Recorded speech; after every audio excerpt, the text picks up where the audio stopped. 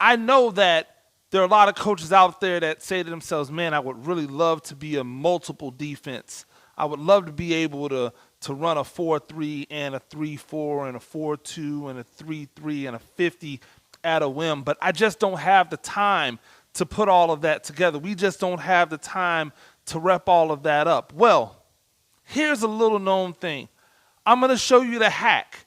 That's right, it's a hack. I'm going to show you how it is that so many coaches are able to run the 3-4 and the 3-3 and the 4-2 and the 4-3 and even the 50 and have all of these things be within what they do. It's not as hard as you think, and I'm going to show you right now, so stay tuned.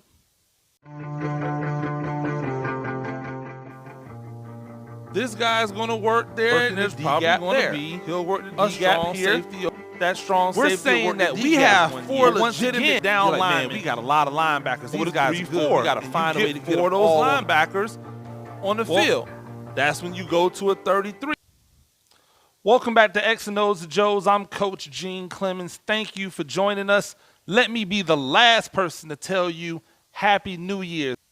Okay, so before we get started, gotta show love to the people who show love to us. Say Less Sports Tees.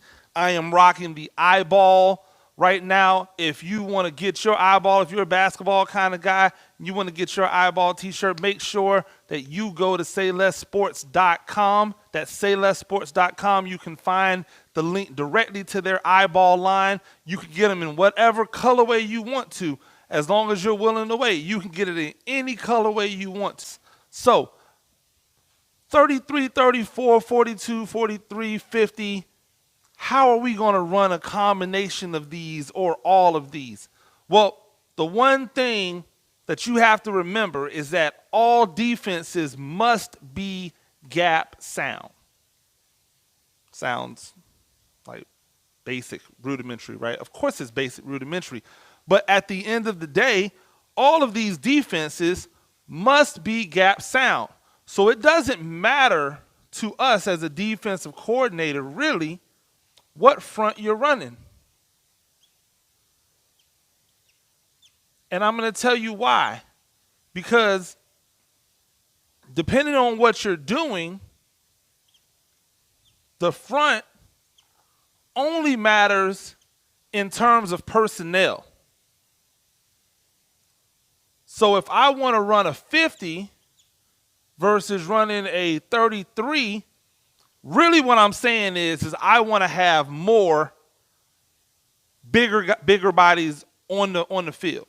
Because I could run a 50 front with the 33 personnel, but if I'm going to run 50 front with a 33 personnel, then why wouldn't I just put bigger bodies on the field? So all it is teaching the gap sound. I'm teaching these guys to be gap sound. So if I'm in a 33 and I've got a nose with 2 ends and I've got 3 backers, I know that at the snap, one of these backers or one of these ponies is going to come as my 4th rusher. Well, how is that any different than a 3-4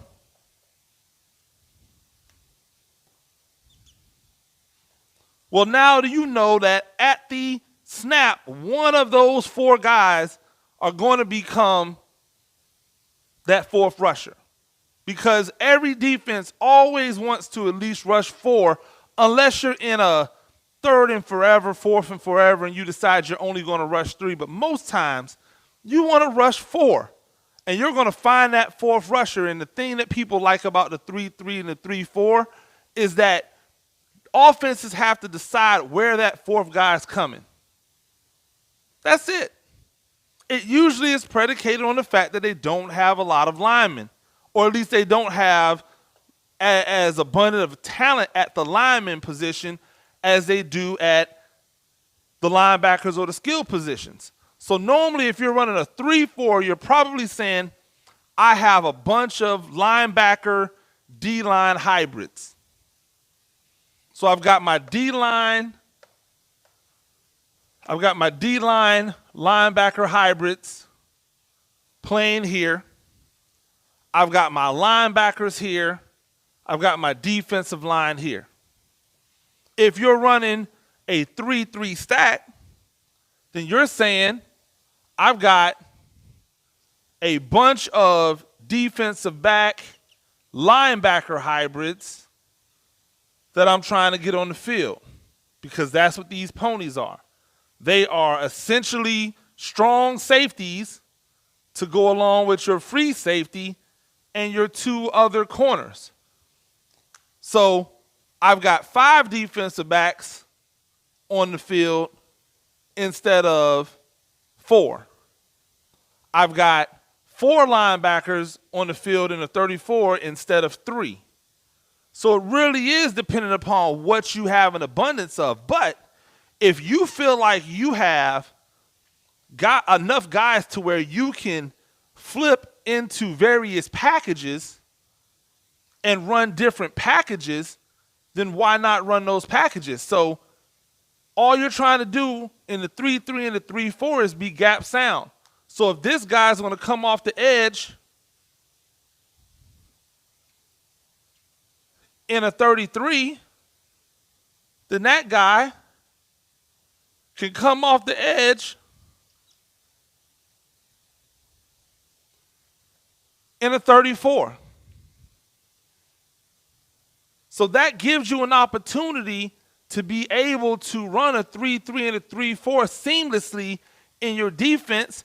And many times, the only thing you really have to do, if, let's say, you have the true 34 personnel, is substitute in and out one person. I might substitute in and out a linebacker for a defensive back as the difference between my 33 and my 34. Or I might substitute in 2 defensive backs and bring out those 2 outside linebacker defensive line hybrid guys and bring those guys out, substitute in 2 defensive backs, keep it moving that way. I don't know. It just all depends on how you want to substitute. But don't forget that this is the same whether you're talking 3-3 or 3-4. Now, one of the beauties of the 4-2-4-3, very similar as the 3-4, 3-3, the 3-3-3-4, is now your 4 linemen are already down. So then the difference just becomes 2 linebackers, right? 2 linebackers or 3 linebackers. Because if you're in a 4-2-5, a lot of the times people will just call it a 4-4. But your 4-2-5, very similar to your 3-3, has those ponies that play more outside. Now you would bring these 4 guys in a little tighter, maybe even head up. So you've got your true inside backers. You've got your outside strong safety linebacker types. And then you've got your 4 down linemen. So once again, just like over there in the 3-3-3-4, what's changed except for who you have rushing? But the lanes, the gap integrity is still the same. I roll these. This gap is controlled here. This gap is controlled here. All gaps are accounted for. Same thing. Controlled there, controlled there. So if I'm in my 4-2-5, I know what I'm doing. But if I'm in my 4-3,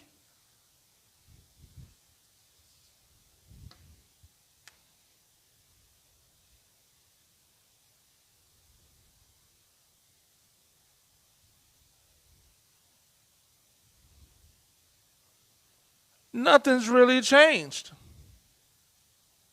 This guy's going to work there, and there's probably going to be a strong safety over here working the D gap there. He'll work the D gap here. That strong safety will work the D gap. But once again, gap integrity. That's what we're looking for.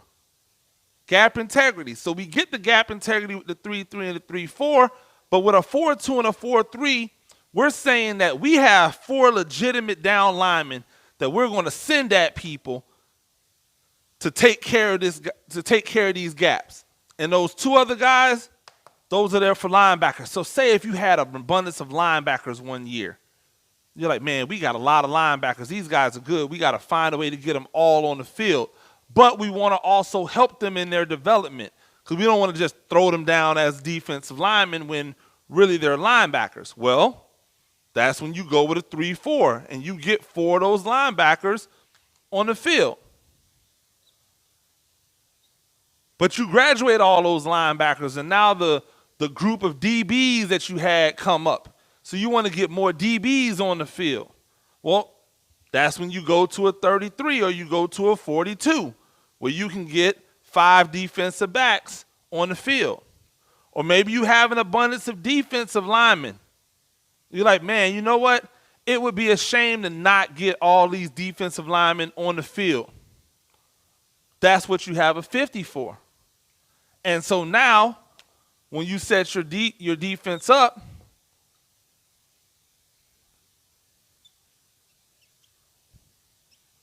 and you have those guys set up, you could do anything with a 50 front because now you only have 1 open gap. So you could go, essentially, you could go 51, depending on what they have going on out here, because you know that you've got these other defensive backs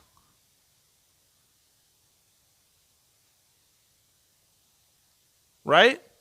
Here's your corner, here's your corner. There's your free. So they could always lock up on 2 and 1 and 2 and 1, and he can be here. This linebacker could have a running back out the backfield.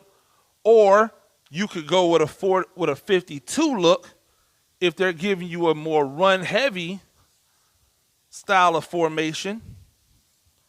You can go with a 52 look and essentially play it here, and now you've got one linebacker responsible for whichever way this nose guard goes, and the other one's going to be the free hitter. So now, once again, every gap is accounted for. If he goes that way, then that guy's there. So every gap is accounted for the same way. Gap integrity, gap sound. I've got a bunch of defensive linemen, or I've got more defensive linemen. I want to be able to switch it up. Now, you could run all of these regardless of what offense you're facing. You just have to be willing to live with the consequences. If you put a 50 front out there versus a spread offense, what you're essentially saying is you're not going to run inside on us. Our 5 guys are better than your 5 guys up front. You're not going to run inside on us, and now we're going to make you beat us on the perimeter. Well, if they can beat you on the perimeter, guess what? Applause to them. If not, then you have an advantage. And that's the same with the 4-2 to 4-3, the 3-4 to 3-3. It's all about being gap sound. So you want to teach multiple defenses, but you don't think you have the time, and you see we've already showed you that a lot of stuff is similar, but how do you teach it? How do you make it time manageable? Here you go. Stop teaching 3-4, 3-3, 4-2 defenses and start just teaching principles of gap integrity and the coverage that goes behind it. So if you're a cover 3 team, start by teaching cover 3. We know that in cover 3, we have to have the three back thirds covered. We need to have the hook curls covered, and we need to have the curl flats covered. Once you teach where the responsibilities are in coverage, it doesn't matter what you do up here as long as people know, okay, So now you don't teach them, hey, you know what? The pony has curl to flat. You just go, hey, if you're there, you have curl to flat. That doesn't matter if you're a pony, an outside linebacker, a defensive end. If you've got curl to flat, you've got curl to flat. We're in a 3-3 stack. The pony blitzes. If the pony blitzes off the left side, the linebacker has curl to flat. So if the pony's not blitzing, the pony's curl to flat every single time. Now there's nothing to think about. There's nothing for them to curl to flat, curl to flat, curl to flat, deep third, deep third, deep third, and you drill it into their head. You got deep third, you got deep third, if we blitz the corner, for some strange reason, the pony's got deep third. Now everybody understands their responsibilities. So you teach the coverage. Whatever it is, if it's cover 3, if it's cover 2, if it's cover 3, or if it's cover 2, so if it's cover 2, you're talking about you've got deep half, you've got flat, and then you've got curl, hook the curl, and middle. So whatever you're teaching, if it's cover 3, if it's cover 2, if it's man, it doesn't matter. You know what you have. You teach that coverage as a concept. And don't worry about teaching it in this manner, because once you teach the concept, everything gets worked into the concept, rather the concept being worked into the various front. Now, up front, you teach the gaps. You teach gap integrity. You let it be known. You put it down these 5 X's and you say you're a C gap defender, you're a B gap defender, or you're an A gap defender. Now, some people will say A and then they'll say negative A. So negative A normally is represented by the opposite side of where the ball is. So if they were running a zone, and say they were running a zone to the defense's right,